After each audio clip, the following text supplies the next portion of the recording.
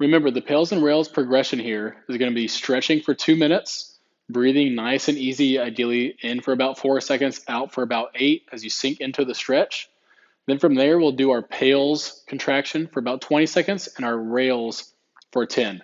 How that's going to work with our overhead pails and rails, especially the double arm here, we're going to put both hands on a box, couch, whatever you have at home. You can even use a barbell if you want to press that down and put it in a rack.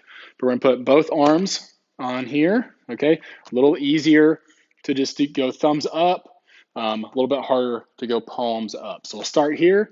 We're just going to sink that chest down and through. Be careful not to arch that back too much, but sink down. For me, I might be able to get something a little bit higher to feel more of a stretch. But we're going to sink down into that stretch, hanging out here for 2 minutes. As we work that stretch, just relaxing. After that 2 minutes is up, you're going to begin your pails contraction, which in this case is going to be driving down into that box. Be careful here not to raise the chest up as you press. You want to stay in this end range of motion as I begin pressing down hard into that box, okay? Like our other pails and rails, how we always do these, you'll begin just with a little bit of effort. So maybe 20% effort, you begin pressing down. Like I can't take a dollar bill from underneath your arm. You're just barely pressing down on it.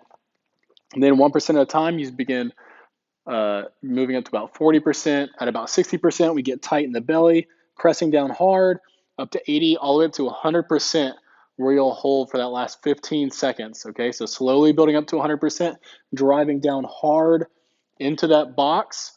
At the end of that 15 to 20 second pails contraction, we'll try to lift our arms up. And as we lift up, so say I was right here, I'm pressing down hard.